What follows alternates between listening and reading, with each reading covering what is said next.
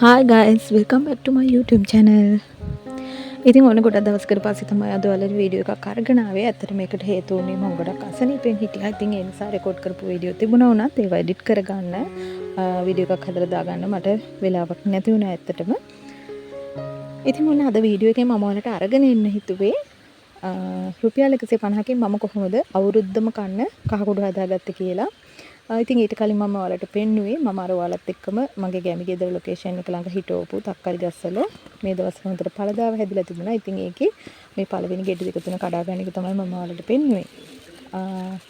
ඉතින් මේ කහකුඩු ප්‍රමාණය සාමාන්‍යයෙන් කිලෝ එකකට වඩා වැඩි ප්‍රමාණයක් තිබුණා. මේ ඔක්කොම හදාගන්න මට රුපියල් 150ක් විතරයි වැය වුණේ. මොකද මම මෝලට කොටන්න දීපු රුපියල් 150 විතරයි ඇත්තටම මට මේ සඳහා වැය වුණේ. ඉතින් සාමාන්‍යයෙන් අපිට නම් සාමාන්‍යයෙන් ගෙදරට මාසෙට කහකුඩු ග්‍රෑම් 50ක් වගේ ප්‍රමාණයක් තමයි යන්නේ. සමහර මාසවලට එච්චර යන්නෙත් නැහැ. ඉතින් කහකුඩු කියලා කියන්නේ මිරිස් 3-5 තරම්ම භාවිතා වෙන දෙයක් නෙවෙයි. ඉතින් නිකම්ම තියලා තියන්න අමාරුයි කහ අපේ ගෙදර. මොකද මේ පැත්ත ගොඩක් සීතල නිසා පුස් කන්න බලනවා. ඉතින් ඒ නිසා මම මේ විදිහට පැකට් කරලා ෆ්‍රිජ් එකේ කබඩක් කරලා තමයි මේවා තියාගන්නේ. ඉතින් මට අවශ්‍ය ප්‍රමාණය තියාගෙන ඉතුරු ටික මම අම්මට නංගිලාට පාවිච්චියට දෙන්න තමයි හිතාගෙන ඉන්නේ. තව මාස 7-8කට වගේ ප්‍රමාණවත් කහ පැකට් ප්‍රමාණයක් මට තියාගත්තාම ඇති. ඉතින් ඉතුරු ටික මම අම්මට නංගිලට දෙන්න තමයි හිතාගෙන ඉන්නේ. මොකද නොවැම්බර් දෙසැම්බර් වෙනකොට ඉතුරු කහ ටික අපි ගලවනවනේ. ඉතින් මම කහ ගලවපු වීඩියෝ එක නම් ඔයාලට මගේ කාබනික වගාව පළවෙනි වීඩියෝ එකේ මම දාලා තිබුණා මගේ කහ සැන්නමක් කොච්චරක් තිබුණාද කියලා. හැබැයි ඒවා මම පෙති ගහලා වේලලා ඒවා සකස් කරගන්න එක නම් මට වීඩියෝ කරගන්න බැරි වුණා. ඉතින් ඊළඟ වතාවේ මම ඔයාලට කහසෙන් ගලවනකොට ඒවා සකස් කරගන්න විදිහත් මම ඔයාලට වීඩියෝ එකක් අරගෙන එන්නම්.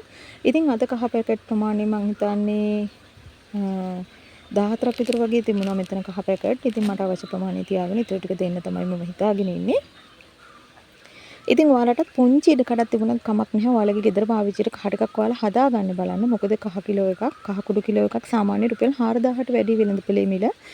මම දැක්ක මිරිස් කුඩු මෝලෙත් රුපියල් 4000ට උඩ මිලක් තමයි තිබුණේ සඳහන් කළා මට මතක විදිහට.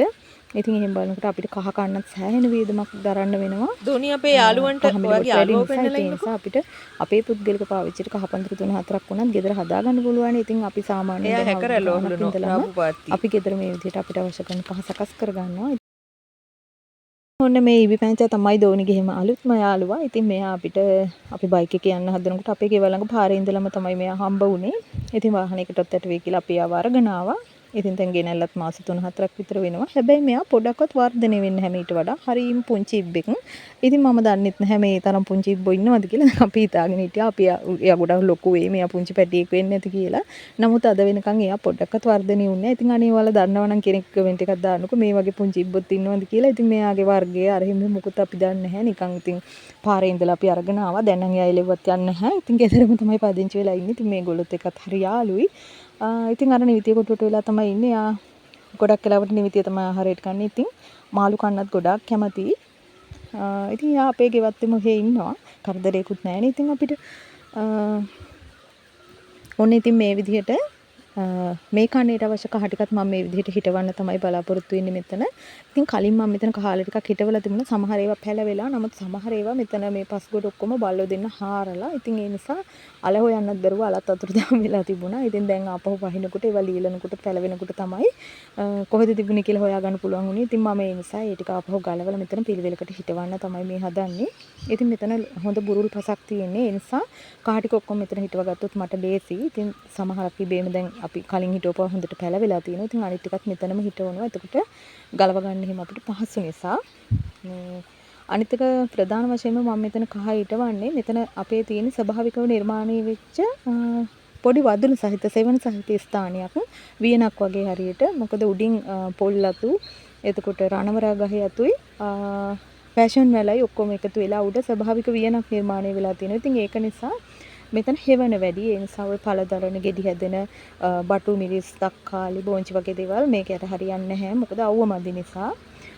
නමුත් ඉතින් මේ වගේ හෙවණක් යට අපිට අලබහින දේවල් හොඳට හිටව ගන්න පුළුවන්. ඉතින් ඒ නිසා කහ ඉඟුරු කිරියල අල බතල මඤ්ඤොක්ක වගේ දේවල් මම මේ වියන යට හිටවලා තියෙන. ඉතින් ඔයාලට අර ඇතින් පේන්නේ මගේ ගැමි ගෙදර ලොකේෂන් එක. ඉතින් ඒක වටේත් මම හුඟක් එළවලු හිටවල තියෙනවා. ඉතින් සෙවන ප්‍රිය කරන අල වගේ දේවල් මම මෙතන තමයි ඔක්කොම හිටව ගත්තේ. ඉතින් කහ ටිකත් සේරම මම මෙතන තමයි හිටව ගත්තේ. ඉතින් සාමාන්‍යයෙන් දැන් ගොඩක් අය හිතනවානේ සෙවන සාහිත්‍යයන් වල හුඟක් දේවල් හරියන්නේ නැහැ නේ. එතකොට අපිට හිටවන්න දෙයක් නැහැ කියලා ඔන්න බලන්න. ඉතින් මම ඔය අතරින් පතර ඇන්තූරියම් වගේ දේවලුත් හිටවලා තියෙනවා. සාමාන්‍යයෙන් මම ඔය මල් හිටවන්න එච්චර කැමති කෙනෙක් නෙවෙයි. ඉතින් ඔය එළවලු ආර්ථික බව වගේ දේවල් හිටවුවට සාමාන්‍යයෙන් අපේ ගෙවත්තේ මල් හිටවලා නැහැ. ඔය ඉඳලා හිටලා දෝනි ගෙනපු මල් පැලයක් අරගෙන මේ තිබුණොත් තමයි. ඉතින් මෙතන සම්පූර්ණයෙන්ම වගේ තියෙන කහ ඊට අමතරව ඉඟුරු කිරියල් වගේ දේවල් මෙතන හිටවලා තියෙනවා. ඉතින් මේ තියෙන්නේ මගේ කහ වගාව. ඉතින් ඊළඟ වතාවේදී මේ කහ ටික ඔක්කොම ගලවනකොට මම මේ කහ ගලවන්නේ කොහොමද? ඒවා සකස් කරගන්නේ කොහොමද? කුඩු වෙනකන් කියලා ඒ වීඩියෝ එකත් ඔයාලට අරගෙන එන්නම්. ඉතින් ඔන්න ඒ වැඩේ ඉවරලා මම්මගේ නයිමිරිස් පැල ටිකට බටු පැල ටිකට ස්වභාවික කෘමිනාශකයකුත් මේ විදිහට ගහලා ඒ වැඩ ඉවර කරා. ඉතින් මේ වෙද්දී නම් මේ නයිමිරිස් පැල එහෙම ඔක්කොම පළදරලා මිරිස් කරලුත් හැදිලා තියෙනවා. ඉතින් ගොඩක් වීඩියෝ ෂූට් ගත්තේවා තියෙනවා. ඉතින් ඒවා එඩිට් කරලා හැමෝටම මම ටික ටික දාන්නම්. ඇත්තට මේ පැල දැන් ගොඩාක් ලොකුයි. මේ වීඩියෝ අරගෙන මම ගොඩාක් දවස්